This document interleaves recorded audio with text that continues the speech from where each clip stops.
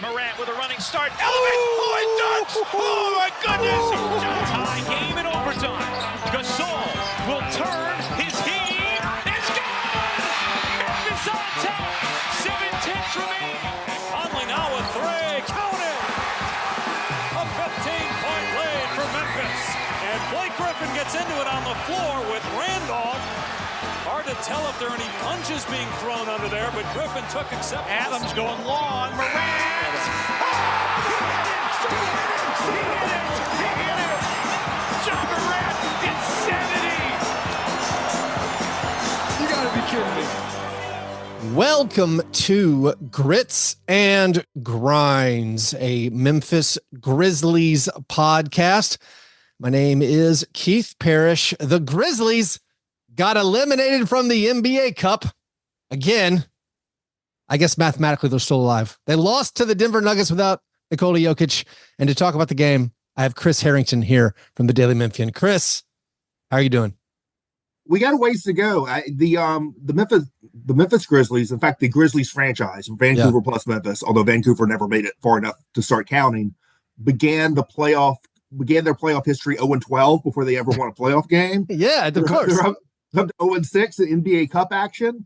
We still got another season and a half to match that record of futility. It was that third playoff run where the Grizzlies, my memory not certain, I think they were fourth in the West, but because of the division winner, like the Nuggets got to jump up and be like a 3 seed or a 4 seed. And we had to face like a 65 win Dallas Mavericks team in the first round. And we nearly won that first home game. I'm pretty sure they lost in overtime. Nowitzki hits the game winner.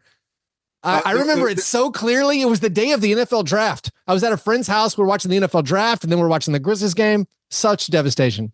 There was a loose ball that sort of got knocked out and it landed in Dirk Nowitzki's hands and he hit a big shot. And there you go. Yeah. If they had the proper rules where division winners don't mean a thing, the Grizzlies would have hosted a playoff series that year. Maybe Pau Gasol would have never demanded to get traded. I don't know. So Chris, we got 6 more losses here. Here's what I was thinking. This is probably not right at all. Does the cup matter more to these guys? I feel like it sort of does. And this specifically, I felt this loss was painful. Yes, you lose to a team you're favored to beat.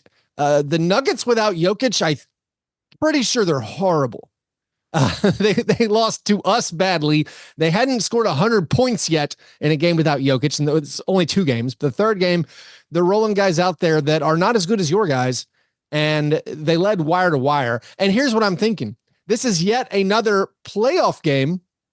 And maybe it's not a playoff game. It's yet another something where the team falls down by 20 points. And they've fallen down by 20 points, I think, in every single NBA Cup game. Of course, last year, let's throw it out. But we're talking about playoff wins. We fell down by 20 points. Against the Lakers, we came back and made them competitive, but we're down by 20 points in every single one of these games. That sort of matters. Is it just stupid for me to lump these in with the other? Yeah. So I'm in favor of the NBA Cup because sure, why not? I don't think that game plays out any differently on a regular Grizzlies court. Okay. Not under NBA Cup rules. I do think there was a difference in intensity from the jump. Yeah. And I think that was not about the Nuggets getting up for an NBA Cup game. That was about the Nuggets having lost 2 in a row without Jokic, not having him again, having heard about how bad they are without Jokic for the last several days, and coming out with a little bit of desperate energy that the Grizzlies absolutely positively did not match. I think the Grizzlies were cat at the very beginning, and there was a real gap between how the edge the Nuggets played with and the casualness the Grizzlies played with, and they just never. It was a sloppy game from the jump for the Grizzlies. Yeah, I mean the first 6 minutes were disgusting. Yeah, and maybe you can lump in the entire first quarter. This is the second straight game against the Nuggets where the first 5 to 6 minutes, the Grizzlies weren't even getting shots up. They had like 7-8 points through both of them. In the previous game, Edey comes in, all of a sudden settles things down, hits a jumper, gets a steal, lead out pass for Bane for a dunk. Of course, no Edey in this game. Edey's week to week, which are they leaning into this bit? Now everything's week to week. They're like, I like that. Let's go with that. They might be. I'm not. I had someone on Twitter sort of roll their eyes at that. Not Twitter, on Blue Sky, rolled their eyes at that last night. And like I hear that, but to me, the fact that Bain and Smart both came back, I thought fairly soon from Very week to quick week designations. Yeah. That tells me that the Grizzlies don't intend that as some blanket, we're covering up something serious. That it's actually this is not that bad designation. Yeah. But wouldn't like 1 to 2 weeks be more clear? It would, but I don't think, there's a difference between the reality of them getting guys back, which and how they like to talk about things. I don't think clarity is something necessarily they're reaching for all the time. My observation a few days ago when Bain hadn't come back yet, I was like, Bain is jumping up and down on the sideline celebrating dunks. He's week to week. I'm pretty sure he's close. Ja Morant's using crutches. He's also week to week. I don't think he's close. Well, here's the thing with Ja and the crutches.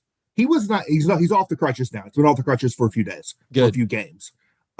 He was never using crutches because he needed crutches to walk. He was using crutches to take weight off to speed the healing process. It was not, like Vince Williams got helped off the floor. Remember when Ja got the injury, he just went to the locker room. He was walking fine. He was a little bit limp, but he was fine. The crutches were never a sign of that he is enfeebled or whatever by the injury. It was part of the recipe for speeding up the healing. Ja, of course, since we last talked, you probably talked about this, has sort of hit it on social media that he'd be back sooner than you think. Of course, I don't know what different people think different things. Yeah. I don't know what that means. I don't think he'll play tonight, certainly as we speak, when they play Philly. But I don't know. All bets are off with that. And I don't think Edie's going to be out very long. Okay. So the full injury update, Edie week to week, of course, Vince Williams Jr. went down in a heap with a horrible looking ankle sprain. This Cam Spencer level sprain, who's been out for over 2 months. I certainly don't think we're going to see, I'd be surprised if we see Vince Williams in this, homestand -1. They dipped down in Chicago, but it's like 6 home games and 7 games. I doubt we'll see him in any of that. Should I have found it darkly hilarious that the Ja Morant update, did I dream this? They told us they would give us an update, or they said Ja Morant was going to have more imaging done. We'll know more.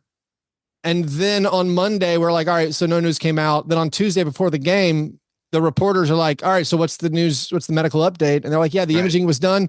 The images came out good. He's week to week.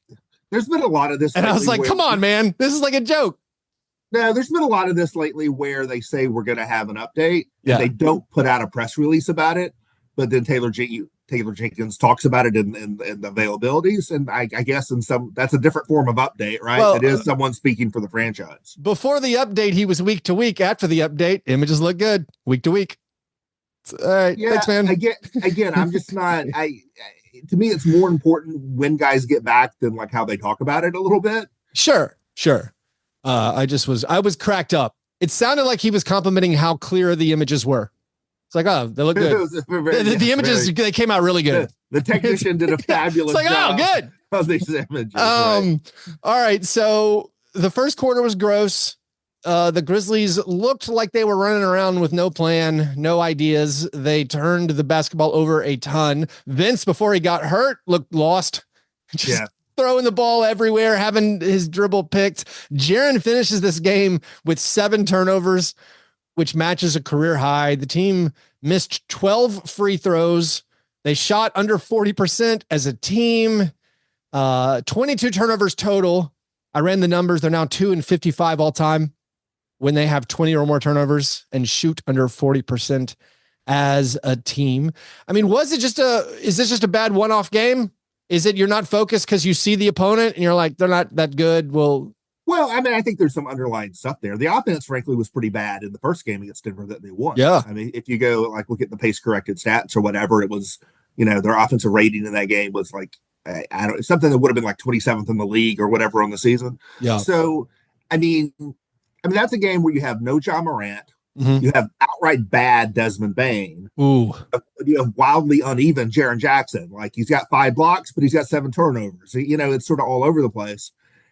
And then you get compound that was that. I know everyone hates Marcus Smart now. I think Marcus Smart would have been useful in that game, maybe, although he turns the ball over too. But like having like a veteran presence may have been good in that game to help settle things down. I think the returns at this point on Scottie Pippen as like a guy who can step in at point guard are pretty mixed when you go through it. When he's had to step into that role. And so, there's a lot there. And I just think that there's a difference in seriousness from the jump. And that's the real indictment to me. You can't control the injuries necessarily, but you can control how serious you're taking the game. And I thought they were too casual. I think they were taking Denver too lightly without Jokic is what it felt like. Yeah.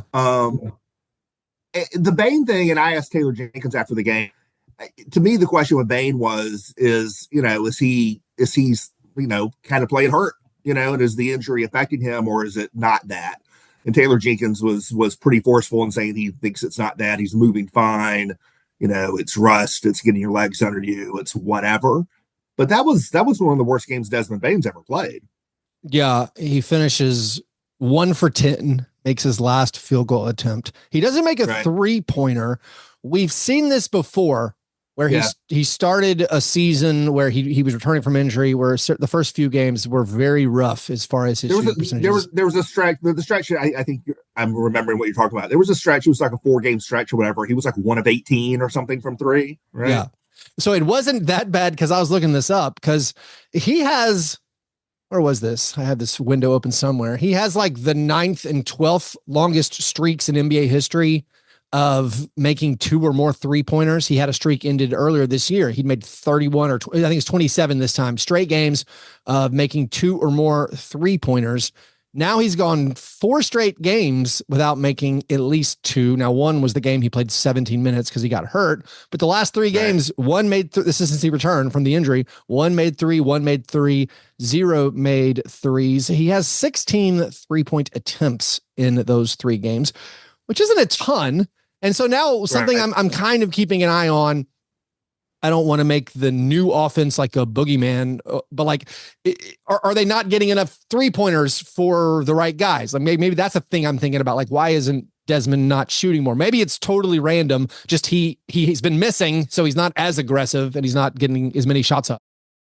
So this is something a lot of people I think are looking at, and I'm a little uncertain where I am on it. It's one thing to look at the relatively flat minutes distribution and the way they do the rotation, and I had been critical of that in spaces. You can even look at last night. Like I know Jaren wasn't having a great game, and they weren't winning his minutes, but he played 28 minutes in that game. Yeah, maybe 35 from Jaren helps. Maybe it's different. Part of that is overreacting to fouls in the first half when he has 3 and finishes with 4. We've both been down that road. But the other part of the relatively flat minutes distribution is flat-ish shot distribution. And I think that can be overstated because if you look at the Grizzlies numbers on the season, there's a real gap between Ja Morant, Desmond Bane, Jaren Jackson, and then everyone else in terms of scoring on the team. But that said, there's a lot of games where everybody's got 7 shots or whatever, and I am not a big. To me, what I like about basketball is that it's not football. It's a game of individuality, a little bit. It's not just a system. The guys aren't like just cogs in a system. And so I don't need to see Brandon Clark taking corner 3s because that's the system and the ball finds its way to him. I'm okay saying certain players will not take certain shots and certain players will take more of certain shots and trying to manage your flow of shots around your talent a little bit. And so, I don't mind breaking the system and having guys like Ja Morant and Jaren Jackson and Desmond Bane dictate the games and dictate where the shots come a little bit. Yeah, and I felt like in that first half where everything just seems so discombobulated, I found myself, maybe it's just the frustration of watching the team not play well. I found myself kind of chafing at the constant substitutions where I'm like, Jaren and Desmond are terrible. Let's let him find a rhythm. Let's not like, hey, you're out now. Or, hey, like Vince Williams Jr., you were horrible. Let's let you come out now. Now Laravia's in. Oh, Laravia played pretty well. Oh, he's out now. And I was like, just let these guys settle down a little bit. You said you like basketball. It's not like football. Also, I was texting with some friends. I was like, this is the most Tennessee Titans the Grizzlies have ever looked. This is the worst offense, the worst put together. Like everyone's playing horribly. There's not a single good thing about this basketball game right now. So I actually asked Taylor Jenkins that very question after the first Denver game over the weekend about substitution frequency and chemistry. Asked him that very question. It's in the column I wrote a couple of days ago. It's part of the lead. And like a lot of Taylor Jenkins stuff, like there's a lot of word salad. You're trying to pick it apart and pull it apart. But I asked him about, frequent substitutions, would seemingly supply more freshness throughout the game, which is what they want. Is there a tension between that and maintaining and building chemistry in these lineups, right? And his answer was basically like, that's something we're looking at. There might be, I'm paraphrasing here. We think that over the course of the season, as guys get used to the substitution patterns, we can build the chemistry, but still keep the freshness and not have to choose between those two things. Clearly, they want, as a matter of strategy, to, we're going to play really fast with a deep rotation, a lot of substitutions, and we're going to be fresh, and that's going to be a competitive advantage. It's early in the season, and they've had a lot of injuries, so I'm a little wait and see, but I'm skeptical about it. I don't know if I really believe that is going to be a major competitive advantage. I tend to think the better player trumps the fresher player a little bit. Yeah. And so I understand what the philosophy is. I'm trying to explain what their philosophy is and what they're trying to do and convey what that is, but I'm not fully on board with it. I don't think. I'm a little skeptical about it. Yeah. I mean, you earlier pointed out like the minutes situation. Desmond and Jaren played 28 minutes again, and yet another loss against a team you feel like you should have beaten. And you look across the aisle, and Michael Porter Jr. played 40 minutes, and Jamal Murray played 36, and Russell Westbrook had his 200th career triple-double, the most in NBA history. He played 33 minutes, and Christian Brown played 33 minutes. Santi Aldama had an unbelievable game. He plays 33 minutes off the bench, but meanwhile, like your best players, and you think about them being fresh. Jaren looked exhausted at the end of the game. Like Jaren looked completely wiped out. And it's like, I don't know. So maybe he can't play 32 minutes. Desmond Bane ended with, I think 29 minutes. And I was wondering why he wasn't out there. And then I'm like, oh, I guess he's probably, I think he still has maybe a minutes cap for Bane possibly. And of course, first night of a back-to-back. Well, Bane was bad, but sure. I'll take a bad Bane over any. If Bane doesn't play good, what are we doing here? So like, with Jaren, there is a little bit of a specific to Jaren thing. That's something they've talked about in the past about in terms of, I don't know if conditioning is the right word, but his capacity to play heavy minutes is something that they've actually talked about in the past. All people are individual. Jaren also plays Jaren basically guards the whole team on defense. And so Jaren is expending a lot of energy for a guy that big. He's not he's not a drop defense, like just setting the paint guy. Like he's really doing a lot. So maybe he is someone who's going to be better at 32 minutes than 38. But I just think it's a matter of strategy. I don't see a lot of evidence that we wear them down, we're fresher with our pace and our depth, and that is having an impact on the game. I just not so sure about it. Yeah. So Jaren did block 5 shots. I thought he had more than one steal. Maybe one got taken away from him in the final box score. So he was active. It was so disjointed from him. Only 2 out of 8 from the 3-point line. I mean, only missed 2 free throws, but he'd been shooting 90% from the line over like the last 9 games. He was part of that missed free throws. Like the missed free throws thing, it's like these are all good free throw shooters. It's not Steven Adams missed 5 free throws. That's why our free throw percentage is bad.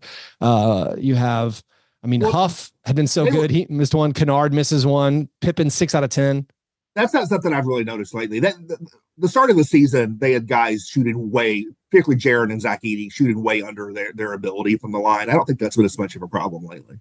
Yeah, it compounds itself in this game where nothing's going right. You continue to turn the basketball over, and that's been an issue. I mean, in every game, basically. I know a lot of it's pace, but also even when you look at turnover percentage, the Grizzlies are pretty high up there. I know. So one of the things I think everyone talks about whenever the Grizzlies lose, it's just thinking about the rotation. Is there anything that stuck out to you last night? Like, are you still fine with them starting Brandon Clark? Is there anything big with the way they're moving the guys in and out where you're like, all right, I've seen enough of that beyond just like the quick movements? Is there something where you're like, why aren't we doing this more? I mean, given who they were missing last night, I don't really question any of that. I'm fine with starting Brandon Clark. I think that ultimately Zach Edey is going to be the starting center on this team. Mm-hmm. I don't think that needs to be right now. And obviously Edey was not available last night. I think, to me, the one guy, and again, Zach Edey's out, so it doesn't matter last night. You were going to do this anyway. The one guy who I think probably has played a little bit too much sometimes, as fun as he is and as wildly as effective as he's been at times, is probably Huff.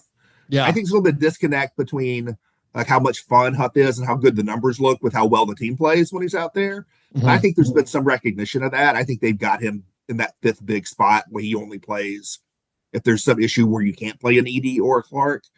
But I don't know. Do you see anything? I don't really see anything that I question as far as that. I don't.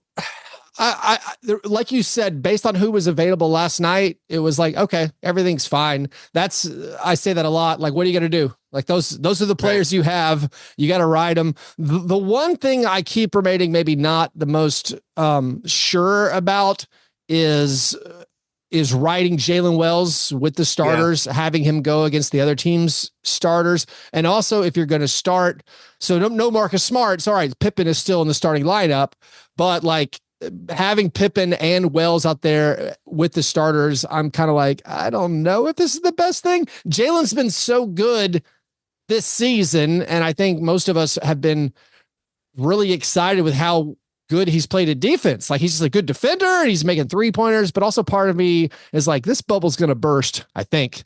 And so I'm like, I'm not sure at some point, is it time to try? I mean, I don't think they'd go back to LaRavia, but like LaRavia's been consistently good this whole season. LaRavia's been better all around. And he's more of a 3 also. I think Wells is probably a little bit more of a 2. I sort of feel like Wells is, and I haven't looked at the numbers on this to see if that bears out in that way, but just anecdotally or whatever, I feel like he's a little bit better with Ja out there. Maybe a lot of guys are better with Ja out there. Yeah. And I think Ja sort of finds him for cleaner shots a little bit more. And then you don't have as much of an experience issue. You're not compounding it the way you're saying, like when you have Wells and Pippen together.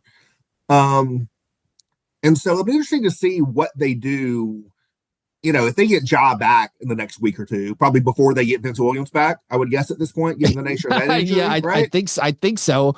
I mean, I guess so. So I think we both like the idea of Williams starting, you know, with Ja and Bane, but that's not going to be available to them, I think, when they get Ja back. So they stick with Jalen Wells, then they go to Marcus Smart. You know, I don't. To me, there's not an obvious answer there. So I think maybe this is me pre-morning something. Maybe this is my own emotional care that I'm giving myself. I feel like based on 1.5 games, I was like, oh, they're not going to play Vince Williams Jr. that much. I don't think he's in consideration for a starting lineup spot. Oh, I disagree. I think it's that he's coming off the injury. Yeah. He didn't play that well. He was sort of up and down. You know? I think organizationally they are very high on Vince Williams. Okay. Like very, very high on Vince Williams. Well, that's good to hear. I don't think he played very good against the Nuggets in the first game. Right. And maybe you're like, all right, that's why he played 13 minutes or 14 minutes or whatever it was. But I was kind of like, there's no Marcus Smart and you're playing Vince Williams Jr. 14 minutes in a basketball game. Well, I think that's responding to the game itself and to him. And that, you know, not only was he coming off, and he wasn't just coming off an injury, he hadn't played since March. You know, missed all a training camp, missed all a preseason, missed the final month of last season. Yeah. He hadn't played an NBA basketball game since early March. And you're stepping in from this long layoff, and you're stepping into, like, you know, a new system and new teammates and all of that. And so I would, even if he were fully healthy, which he is now not, I would give it a few weeks before passing judgment. Okay. Both on him as a player and him in terms of how the team's going to use him. Yeah. Cause even when he came in his first stint on Tuesday night, it's like he played 4 minutes and then it's like, all right, he's back out. And I know he turned the basketball over 3 times and missed a layup and missed a 3. I was like, all right, it seemed like a short leash, but you're probably right. It was just getting him back up to speed. It was notable to me, and this sort of pushes back against they're not serious about him, but sort of maybe compounds the problem, is that they put the ball right in his hands. He was basically playing point guard, you know?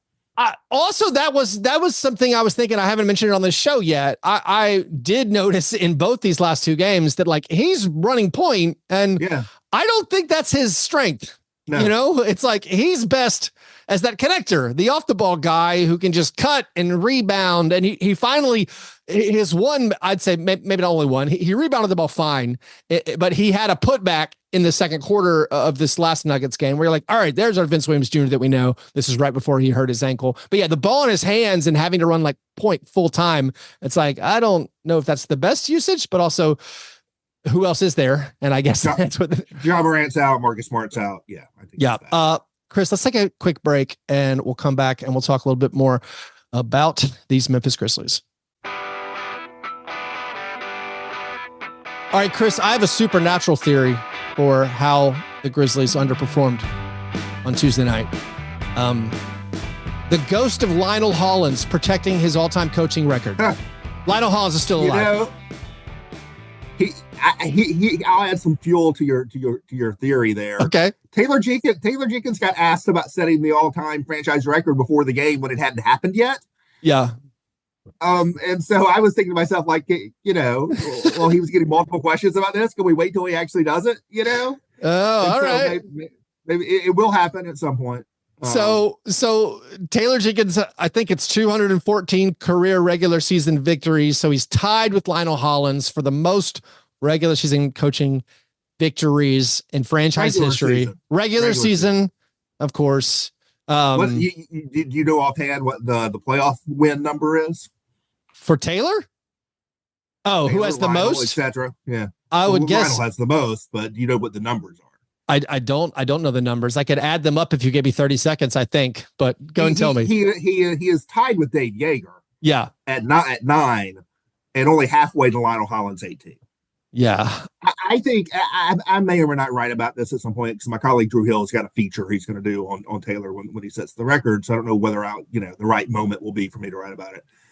To me, and Taylor downplayed the whole thing, as he should. Not only was it a good look to be like humble and whatever, but it's also just true what he was saying. He was saying, like, I got bigger goals I'm looking at, which is true. Like that 18 number is the one you should be looking at, Yeah. Taylor Jenkins passing Lionel Hollins for the all-time coaching wins.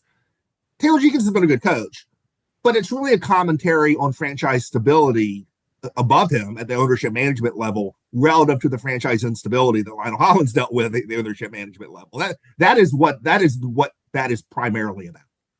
Lionel Hollins, like, last moment coaching the Grizzlies was in the Western Conference Finals. After winning 56 wins, they let him go. His contract was up. They didn't give him an extension. He played on without an extension. He coached without an extension. There was an ownership and management change above him during his coaching tenure. They wanted their own guy, and they let Lionel Hollins walk. Otherwise, he would have put a lot bigger number on the board. Yeah. And Taylor Jenkins is the longest tenured head coach who has not won a title, and the ability to be around that long without winning a title and has maintained a good relationship there. That's sort of what all that's about.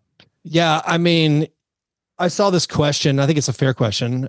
Like people asking, like, who do you think is the best coach in Grizzlies franchise history? And I don't think I'll ask you what you think. I don't think there's a clear-cut answer. I think you got Taylor, you got Lionel, you got Dave Yeager. People love Hubie Brown, what he did. It's been weird where, like you spelled out, the way Yeager left and Lionel Hollins left, you feel like some other organizations just would have kept those guys, like just pay them. Like, right. But it seemed like the Grizzlies are never going to pay that second contract for a coach. Oh, I don't think either of those was about not about contracts. That was about relationships. Yeah. That was a coach not getting along with the front office and the front office changing while the coach was there. But but in both cases, you don't think if they offered Lionel Hollins a competitive salary number, he would have stayed? He would have overlooked it. Yeah, but the reason they didn't offer him is not because they didn't want to pay him, it was because they didn't want Lionel Hollins to be their coach at any price. Yeah. Oh, I got you. Okay. That is what that was about. All right. So who, Chris, who do you got? Best coach in Grizzlies franchise history? So Bill James, the baseball writer I read growing up, used to talk about players historically in two categories. There's peak value and there's career value. And those are two different things. On the career value standpoint, it's Lionel Hollins, and that's easy. On the peak value, I think in terms of the best single season coaching performances I've witnessed, with the Grizzlies, you go back to the early era, and it's Hubie Brown or Mike Fratello. Nice. Very underrated. Mike Fratello's first season as the Grizzlies head coach was an incredible coaching job. He comes in with a team that has a losing record, is in disarray. He's to get it back on track. He gets it back on track. He's running everything through Pau Gasol. It's not a very good team, talent-wise. He's running everything through Pau. And it's humming. And then Pau gets injured.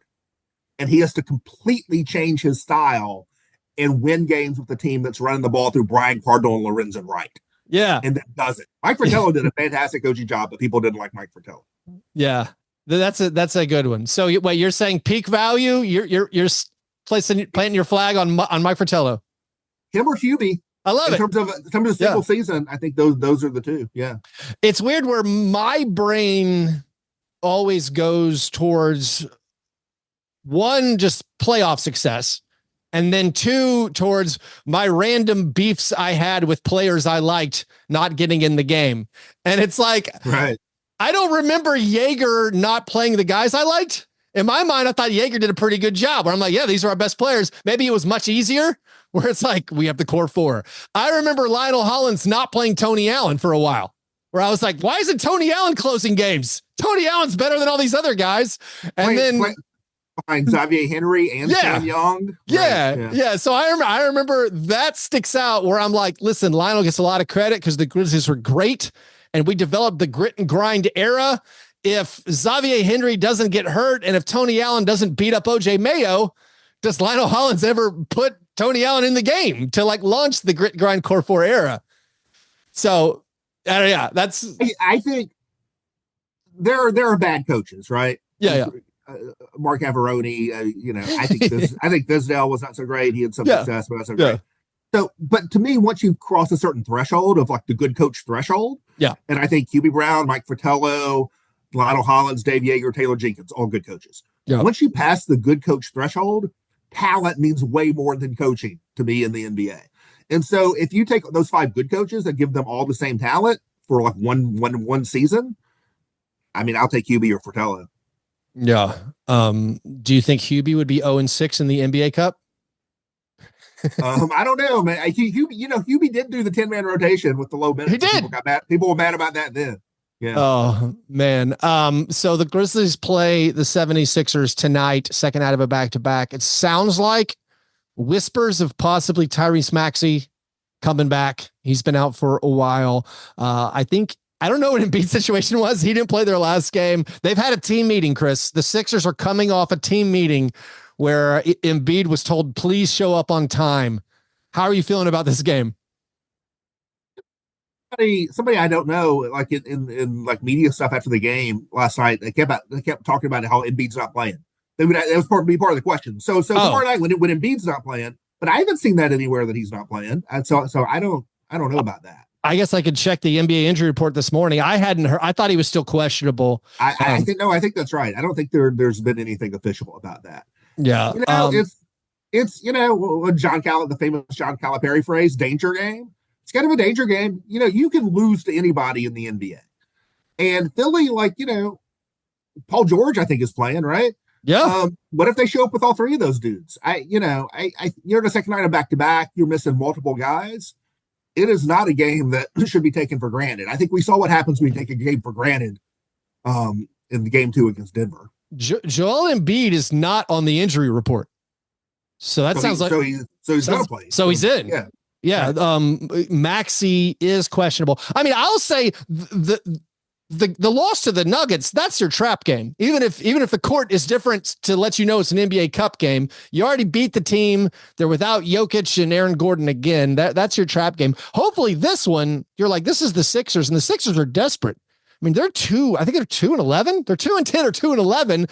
And right. They're going to be fighting tooth and nail for everything. So it's going to be a tough challenge. And meanwhile, who guards Embiid? Is it 6'7" Brandon Clark? Is it Jay Huff? Well, hopefully you get bad Embiid because he has not been good. Right. And so hopefully that happens. This is, to me, this 2-week stretch was a stretch where the Grizzlies needed to be stacking wins, and they're 1-1. Yeah. You had the 2 games against Denver without Jokic. You got Philly, who's in disarray. You dip up to Chicago for 1 road game, a little revenge game in Chicago, and then you come home and you've got Portland, Detroit, New Orleans in disarray, Pacers, who are terrible on the road. Apparently, hotel beds don't work with Tyrese Halliburton's back from what I've been reading. And like to me, that was a 7-game stretch where you need to be like 5-2. Yep. And now you're 1-1 to start it. I think this was a time where the Grizzlies to get a little distance from 500 and stay away from it, like permanent distance from 500. Yeah. And so, we'll see. We'll see. Yeah. So Grizzlies now 8-7. They are 24% from the 3-point line in their last 3 games. See if there's any more notes before we wrap up. Oh, I guess just complimenting Santi Aldama once again. Tied his career high with 28 points, made 4 out of 7 3-pointers. The only guy who had any life, it felt like, out there. I mean, him and Laravia played well. Laravia was really good early, and then Santi was sort of carrying them late. Santi, I don't know. I mean, he was having a bad shooting slump. He broke out of it. I'm just not sure where I am with Santi. He's very skilled, and when he plays well, it looks great because he's very skilled. A 7-foot guy who can shoot and pass and handle and move. But like the shooting percentages never add up to what you think they should be. Yeah. And I wonder about, when games tighten up a little bit. So I don't know where I am on Santi. Yep. Remains to be seen. The Santi Laravia stories, as those guys both go into free agency, kind of interesting for this Grizzlies long term to think about. But anyways, that's a topic for another day. Anyways, Chris, thanks for coming on. Again, you guys go read Chris over at the Daily Memphian. Feel free to listen to the Daily Memphian's Grizzlies podcast. And Chris, we'll get you back on here in a couple of weeks. All right, thanks.